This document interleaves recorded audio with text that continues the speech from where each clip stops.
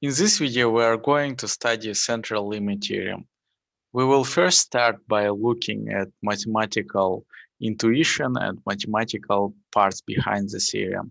Then we are going to see its applications and we are going to interpret the results of central limit theorem. After which we are going to come back to the normal approximation to binomial topics that we discussed in the previous video, and we are going to add continuity correction to it. All right, let's start. All right, let's assume that we have n random variables, n xi's, that are drawn from the same distribution independently. So these are n independent, identically distributed random variables, n IIDs. So these are drawn from the same distribution that follows the following PDF. For the simplification, we are going to start from a simple case, and then we are going to generalize our results. Let's assume that all the values of xi's are drawn from -1 to 1, and its PDF looks something like this. This is not a perfect semicircle, since if it were a perfect semicircle, then its area underneath this curve wouldn't be equal to exactly 1. All right, now assume that this is a valid PDF and area underneath is equal to 1. And we'll assume that its mean is equal to 0. And also let's impose a condition that its variance is equal to 1. Now, we are going to look at the distribution of the sum of these n random variables. Let's denote it as big as n.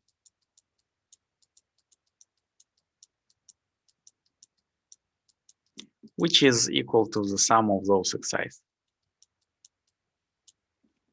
Now, if we look at distribution of Sn, its values will fall in range from -n to n. And its PDF will look something like this.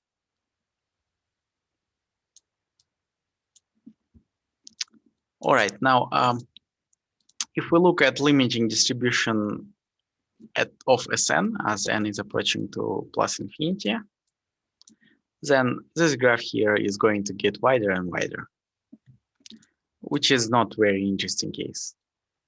Let's see what is going to happen if we divide Sn by n. If we divide Sn by n, this is exactly a sample mean x bar.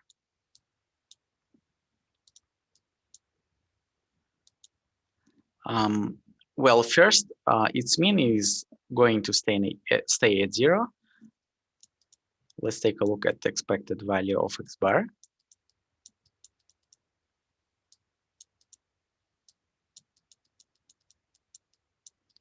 By the linearity of expected value operator, we can factor out 1 over n. We'll have expected value of this sum here, which can be replaced as sum of individual expected values, which is then equal to n mu over n, which is equal to mu, and mu is equal to 0. So its mean is going to stay at 0. If we look at variance of x bar, it is equal to variance of the sum of those xi's over n. We can factor out 1 over n squared, and we'll have sum of individual variances of xi's. All these are equal to sigma. So we'll have n sigma squared over n squared. So variance of x bar is equal to sigma squared over n. So this is equal to 1 over n. And as n is approaching to infinity, variance of x bar is approaching to 0. as n is approaching to infinity. So if we look at PDF of X bar now, as n is approaching to plus infinity, we'll have a case when we'll have a spike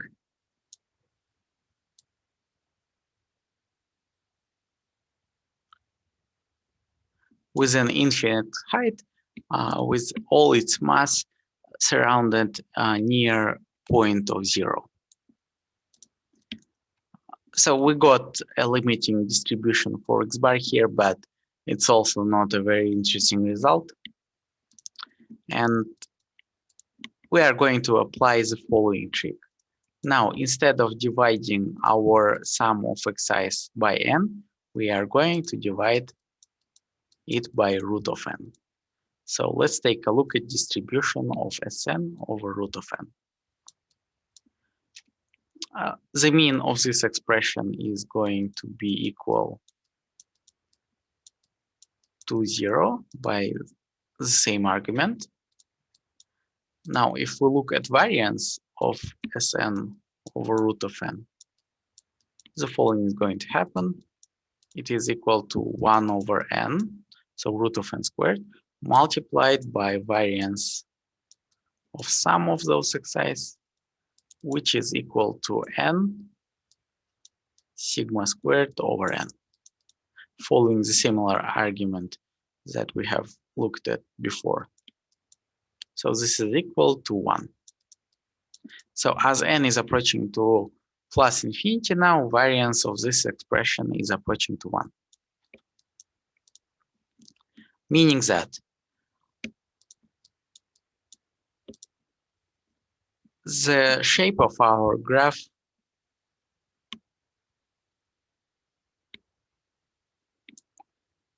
the limiting distribution of Sn over root of n will look something like this, where its variance is always going to stay at value at 1. So its variance will be approaching to value of 1. So our question is then following: what is the shape of this limiting distribution? And central limit theorem helps us to answer that question. All right, now let's give a precise definition of central limit theorem without the following two assumptions that we made before, that mean of this distribution is equal to 0 and variance of it is equal to 1, and its shape is not necessarily looking something like that. So it can be of any shape. So the only assumptions that we are going to make is that we have n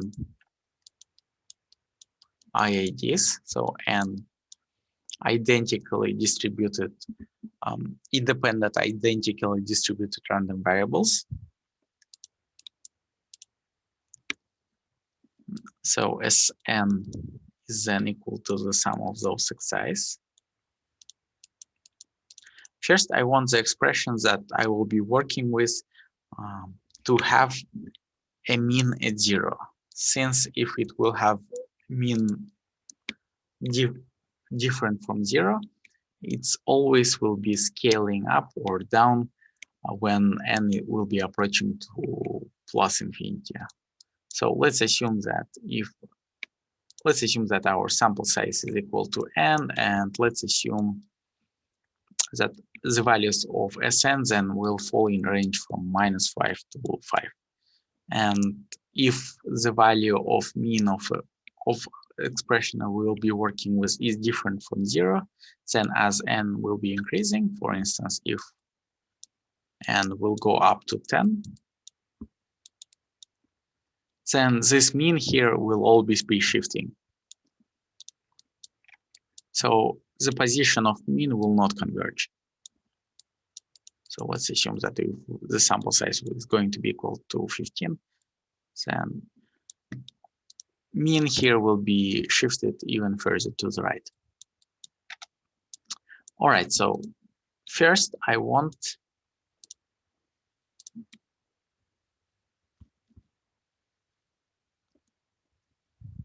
the mean of the expression that I will be working with to be equal to 0. And the following manipulations will do their trick. If I subtract minus n mu and look at an expected value of that expression, then it is equal to the sum of individual xi's minus n mu. So mu is just a number, so n is a constant. So this product here can be considered as a constant. So we have n mu minus n mu, which is equal to 0. So we dealt with the first problem that its mean should stay at 0. Now, second, we would like its variance to be equal to 1. And the following will do the trick. Dividing it by root of n sigma and looking at variance of that expression gives me the following result. This is then equal to a sum of individual variances. This is going to be ignored. This is 0. Then we are going to square out this constant here and sigma squared. We have the sum running from 1 to n of those sigma squared, which is n sigma squared over n sigma squared, which is equal to 1.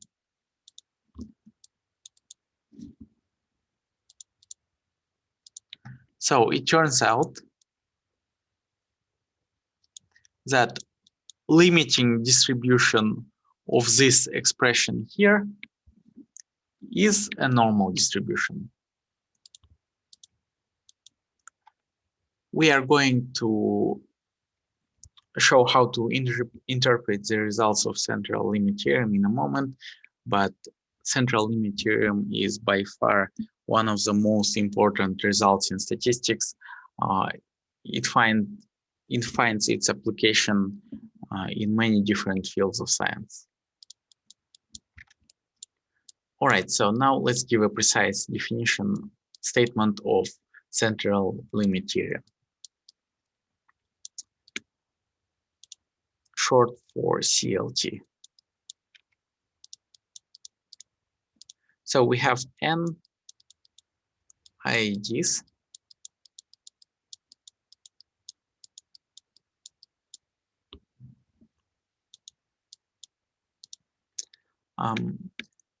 we have to also impose two conditions for the existence of expected value and variance.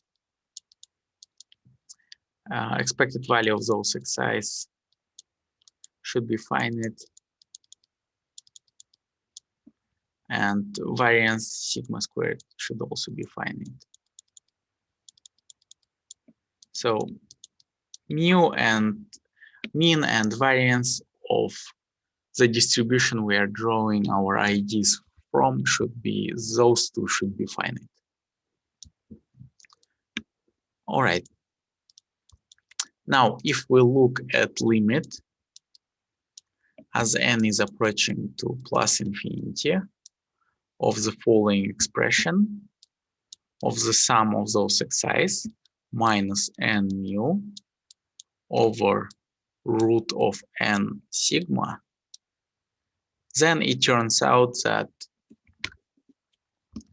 the distribution of the following expression is exactly standard normal distribution, meaning that if I am looking for probability of this random variable lying in interval from A to B, then it is equal to the PDF of standard normal, which is given as the following integral from A to B of e to the power of minus d squared over 2 dz. So this is PDF for standard normal. So it turns out that the limiting distribution of the following expression here is exactly a standard normal distribution, which is a very powerful result.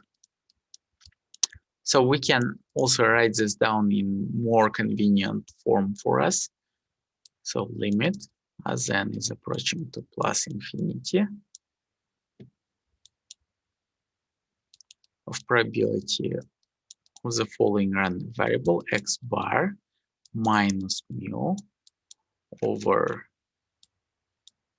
sigma over root of n lying in interval from A to B is equal to the PDF of standard normal random variable.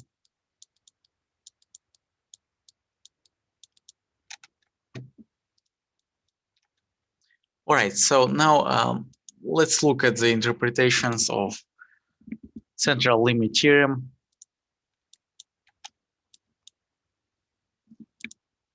So central limit theorem states that if we are drawing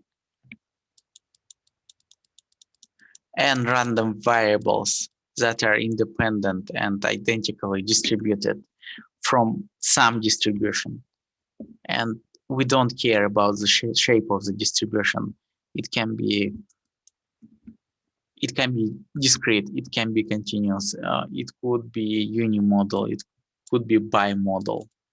So distribution of any shape.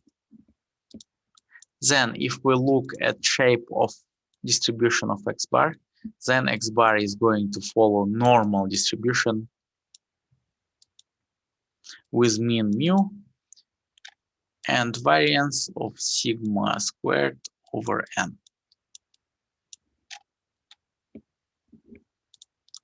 Given that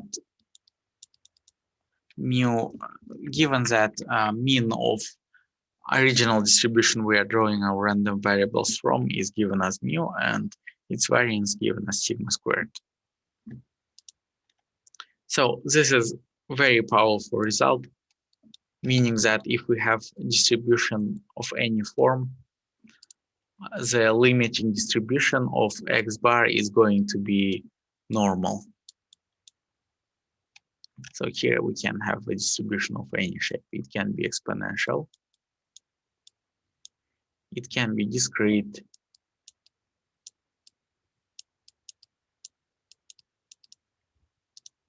Any shape whatsoever. All right, so let's give me a simple example of how this theorem works. Let's assume that we'll go to a lake nearby at Nazarbayev University, and we will try to make inferences about the weight of fish that we'll be catching. So all the fish will come from some pond that follows, let's say, exponential distribution with mean mu and variance of sigma squared. And let's assume that our group will consist of n students.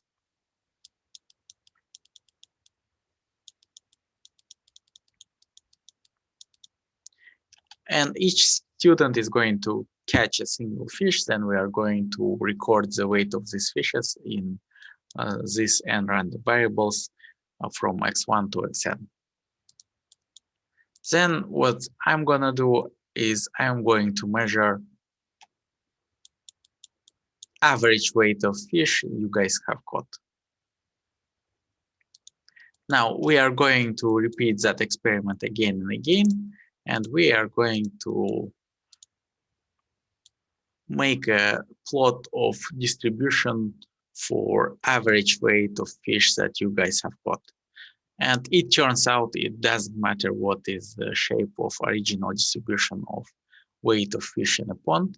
The distribution of X bar that I will be recording is going to be a normal distribution with mean of mu and variance that is sigma squared over n, which means X bar will follow normal distribution with parameters mean is equal to mu and variance equal to sigma squared over n.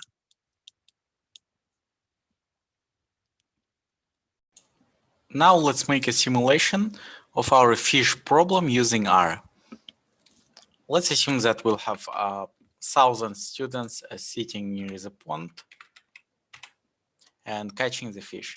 We'll record the weight of fish caught by these students in the following vector x, and let's assume that fish are coming from a pond and the weight of them follows exponential distribution.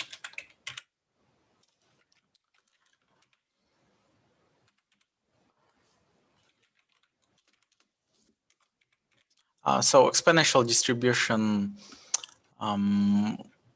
is the following one. So let me quickly show you the PDF of it.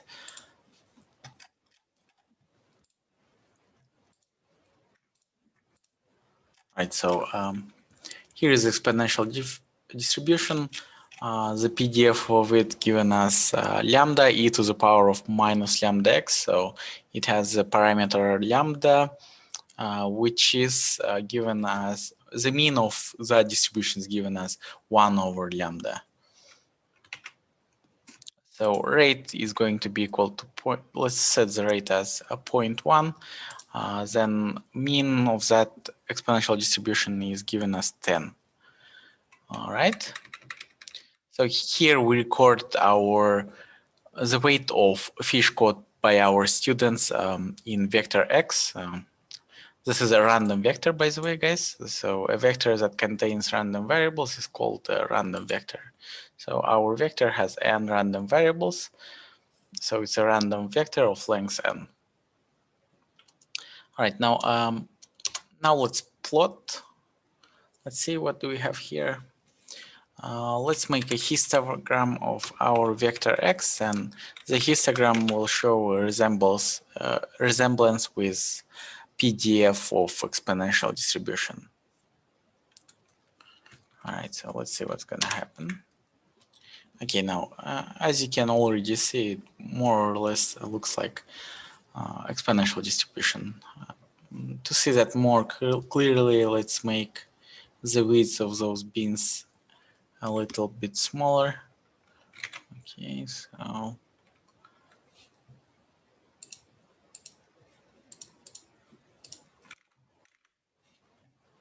what was the function for the bin width? Oh yeah, breaks. Okay, so let's add in some more breaks. So let's see what's gonna happen if we add 20 breaks. Okay, so it looks a bit more continuous. Let's see what's gonna happen if we add 100 breaks.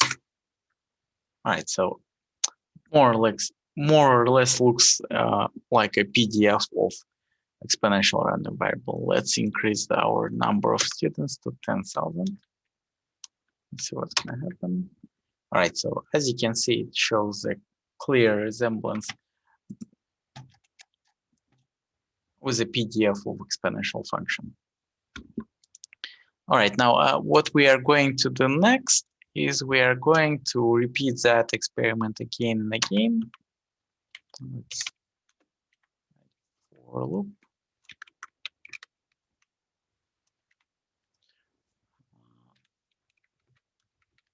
Let's repeat our experiment, let's say 1,000 times.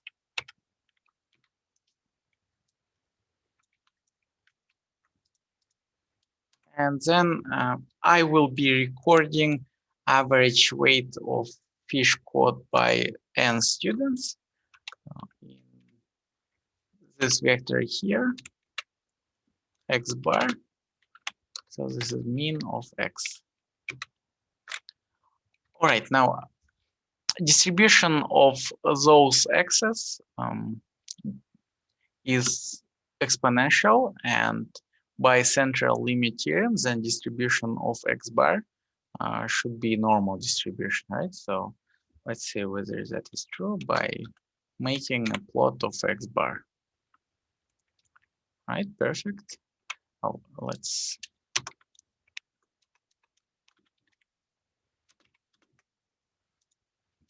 introduce our vector x bar.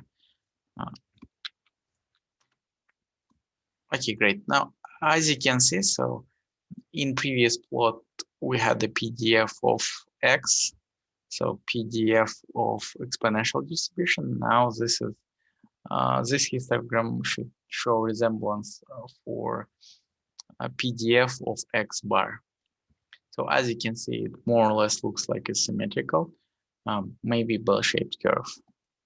Now let's try to increase I here. So we are going to repeat that experiment again and again, and we are going to record mean weight of fish caught every time in x bar vector. So let's increase number of iterations.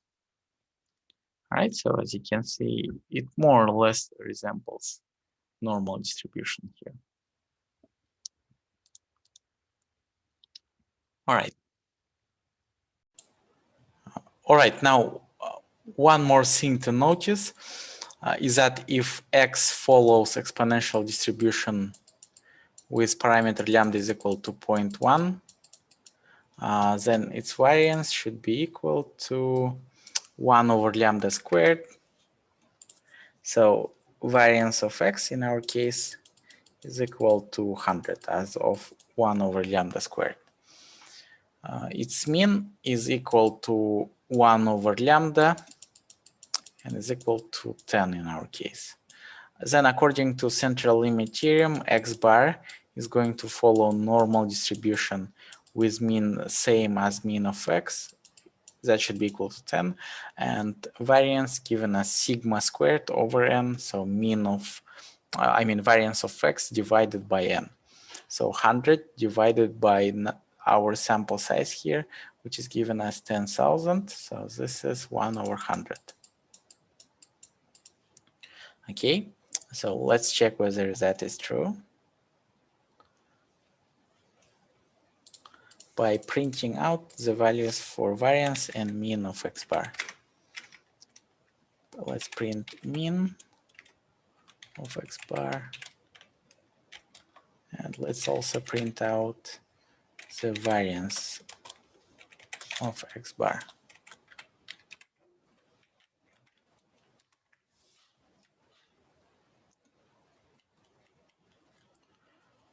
All right, as you can see here, the mean of x bar is pretty close to 10, and variance of x bar is approximately equal to 1 over 100. Okay, now let's see what is going to happen if we increase our sample size. Let's assume that we'll multiply n by 10. Let's reduce the number of iterations so it won't take too much time to compute that. Okay, so according to central limit theorem, the variance of x bar is equal to sigma squared over n, where sigma squared is the variance of x. Okay, so if we increase our sample size by multiplying it by 10, then the variance of x bar should decrease. We should divide variance of x bar by 10. So let's see whether that is true. So now if we increase n, its variance should be equal to 1 over 1,000. Okay, let's run that code again.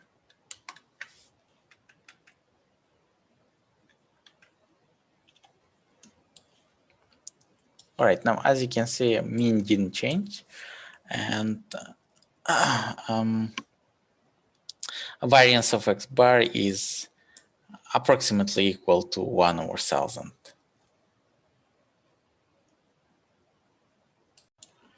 One of the important applications of central limit theorem is the use of normal distribution to approximate the binomial distribution. Let's start by defining Bernoulli random variable. So Bernoulli random variable is a simple random variable that represents a single coin toss. So if y is a Bernoulli random variable, then it takes a value of 1 with probability of, let's say, small p, and it is equal to 0 with probability of 1 minus p then. Now let's take a look at series of Bernoulli random variables xi's, x1 through xn. These are all Bernoulli random variables.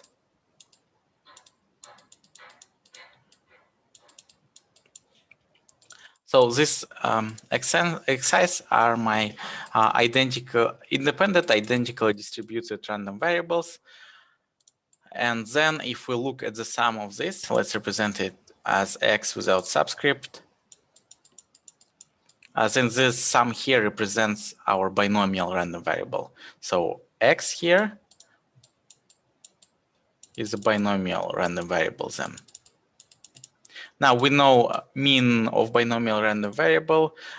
So its mean is equal to np, and its variance or standard deviation. Let's show variance. Variance is equal to npq, where q is 1 minus p. All right, now, binomial random variable represents a sum of IIDs coming from Bernoulli distribution, meaning that we can use exactly the definition of central limit theorem here, meaning that x minus np over root of npq, so over standard deviation of our binomial random variable, can be modeled using standard normal.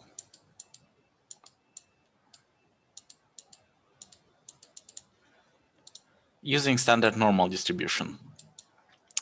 Now, let's assume that our n is equal to 36 and our p is equal to 0.5. Then root of npq is equal to 36 multiplied by 1 over 2 multiplied by 1 over 2. So this is going to be 9. So this is equal to 3. Let's assume that we are looking for probability of random variable x being less or equal than 21. Then we can calculate that directly using binomial distribution, which is calculated in the following way. I running from 0 to 21. 21 choose I. 0.5 to the power of I multiplied by 1 minus p, 0.5 to the power of I. So let's calculate that value here.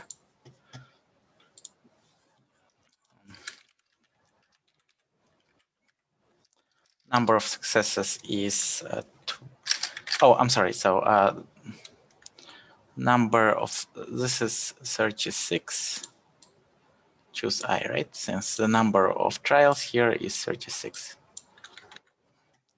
So number of successes is 21, number of trials is 36, probability of success is 0.5. We put true such that we get CDF. So it is equal to 8785. Approximately equal to 0.8785. So we get that answer if we use directly binomial distribution to calculate that probability. Now,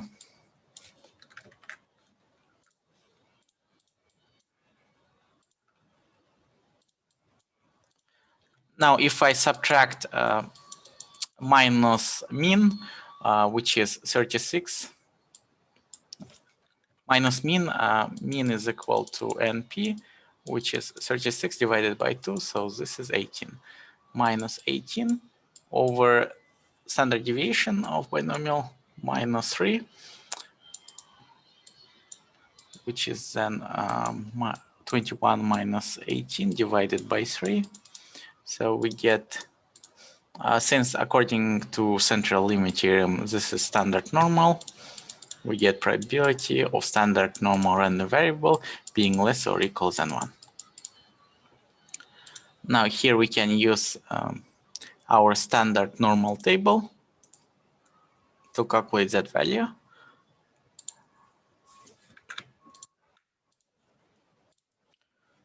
So which is equal to approximately 0.8413.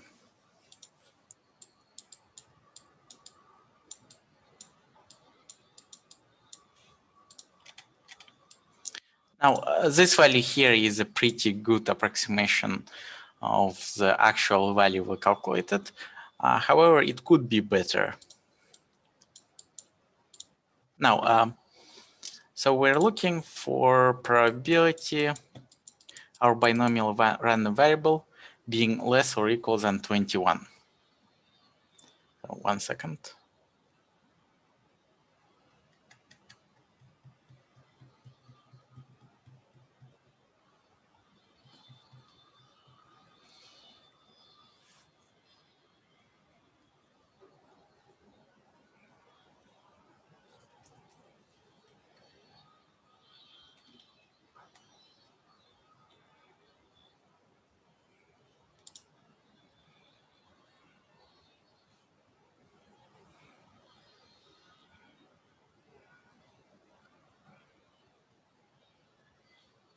All right, so we're looking for probability of random variable x being less or equal than 21. So this is binomial random variable. We calculated that value directly, which was equal to 8785. Now, since x is an integer random variable, it takes on only integer values. This probability here is exactly equal to the probability of random variable x being less than 22. If we look at x as a binomial random variable, then these two probabilities here are equal, since x is a discrete random variable, discrete integer random variable. However, if we look at x from the perspective of normal distributions, then those two probabilities are different. So let's calculate this value using our central limit theorem. So we're looking for probability of x being less than 22. First, I'm going to subtract mean from both sides and then divide by standard deviation. X minus mean of 18 divided by 3 being less than 22 minus 18 divided by 3. So this is 4 over 3. Then we're looking for, according to central limit theorem, then this follows standard normal. Less or equal than 4 over 3 or than 1.33. Now let's come back to our standard normal table to find this value. 1.33. 1.33 is approximately equal to 0.9082.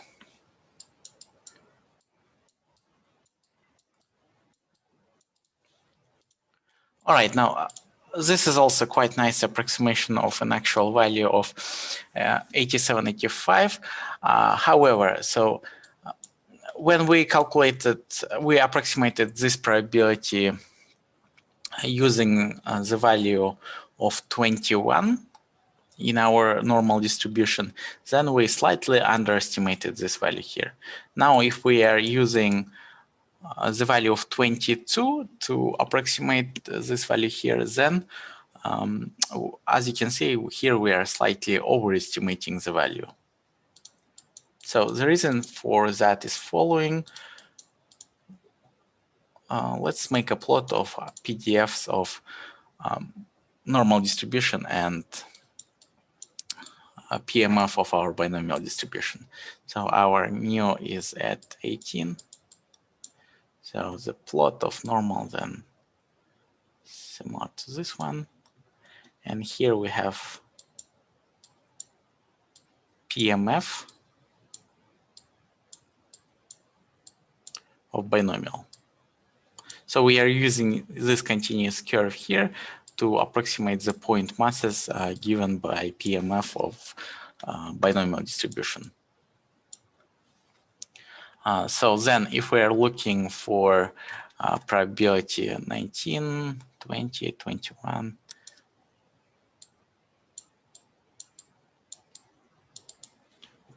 if we are looking for probability of random variable x being less or equal than 21, then we use the following area under our continuous curve to approximate this value. The value of probability x being less or equal than 21. Now, if we look from perspective of our integer random variable x, then this probability is equal to the probability that is to the left of this value here, which is represented in blue. So it turns out to make a better approximation, it makes sense to take a value that is in between those two integers, 21 and 22. I will explain that in a moment. So for now, let's try to use the value of 21.5 to approximate x being less or equal than 21.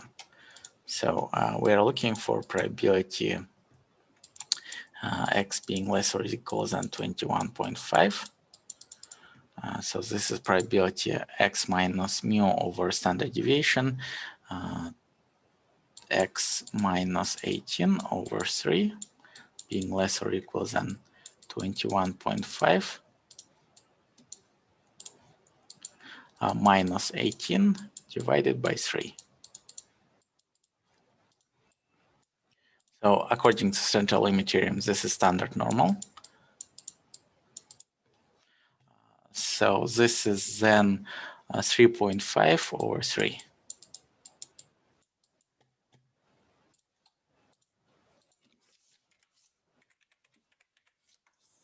This is approximately 1.17. So we're looking for CDF of standard normal at 1.17. Let's come back to our standard normal table. 1.17 gives us the value of 87.90.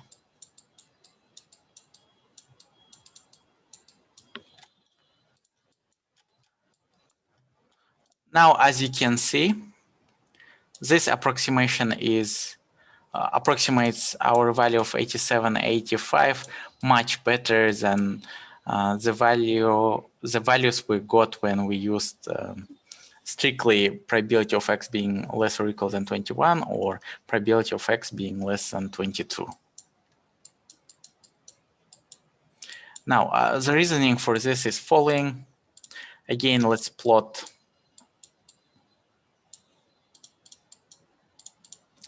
our normal distribution and PMF of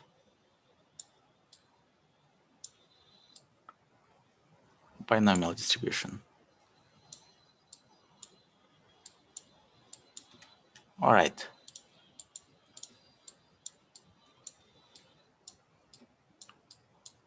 And let's assume that we are trying to find, let's denote this as point A, this is point B.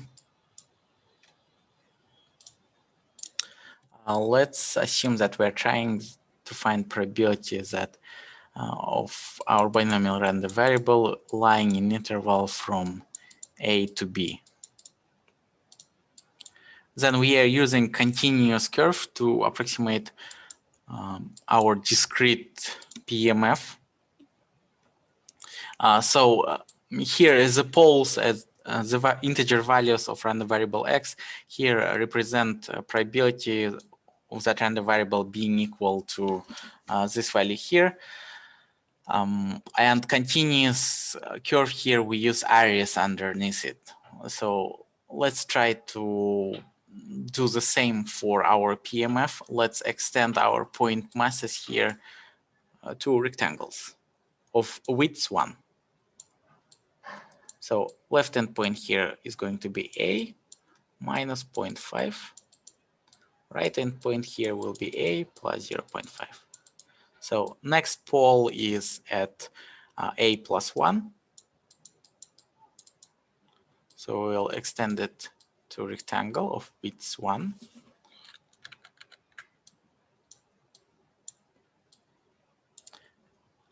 All right, so we'll have another rectangle with the center at A plus 2 then, and so on.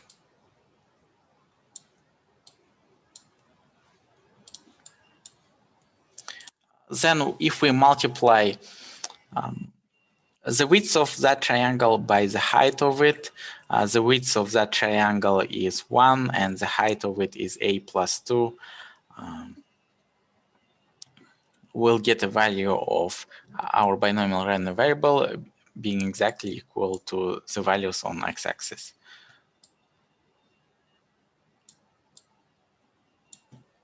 So somewhere here we have rectangle centered at b minus 1, and here we have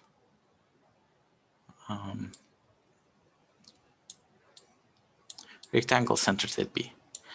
All right, so these rectangles have a height which is equal to, so our rectangles have a height which is equal to PMF of binomial random variable. So probability that our random variable x is equal to, let's select, let's say a plus 2 point here. Probability of x being equal to a plus 2, and the width of that rectangle is 1. So if we multiply those two, we get exactly the probability of our random variable being equal to a plus 2. Right? Now, now let's look at this in terms of areas. So if we are looking for probability of x lying in interval from A to B, we are looking for the sum of areas of those rectangles.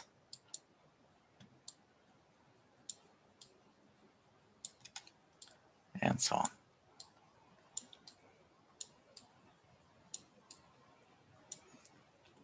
And we are using continuous, our continuous curve for normal distribution.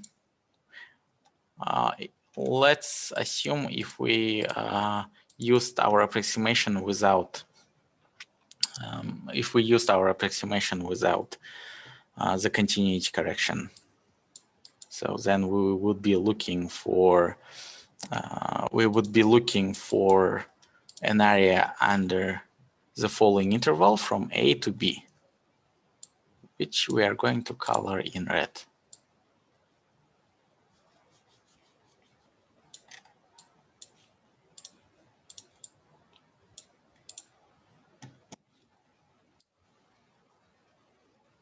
So as you can see, this red area here slightly underestimates the area represented in blue,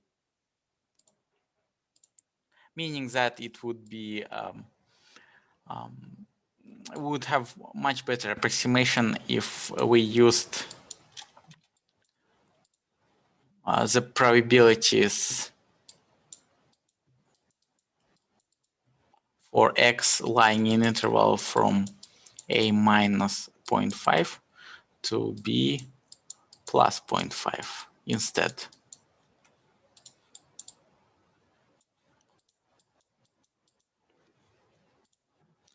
Which is called as 0.5 continuity correction.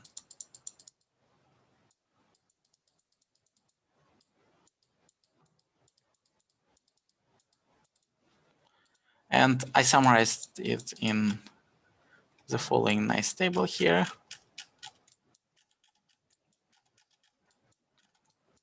So here, if we are trying to estimate values of binomial distribution using the normal one.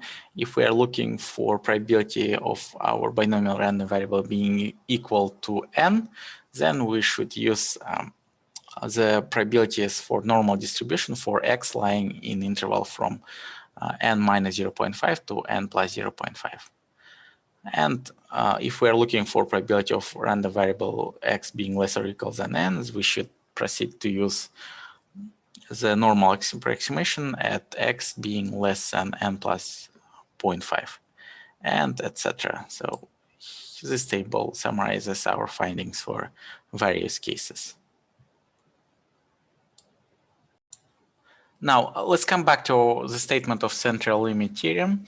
This is a limit theorem when n is approaching to plus infinity. Then our question is, can we use central limit theorem for moderately small values of n? Let's assume for the values of n being equal to 30. Answer to that question is yes. In some cases, approximation will be better. In some cases, worse. But central limit theorem gives us great approximation even for small values of n. We'll assume that we can use central limit theorem when n is greater or equal than 30 in this course. When n is less than 30, we use other distribution known as student t distribution, which is a similar distribution to normal distribution. So in some cases, approximation will be better, in some cases worse. So what helps is if our IIDs are coming from distributions that shows resemblance with normal distribution. That being said, we say that our distribution of xi's looks more or less like a normal distribution if it comes from a distribution that is symmetrical and unimodal as our normal distribution. If those two conditions are met, then central limit theorem will give us great approximation even for small values of n. All right, that concludes our video on central limit theorem.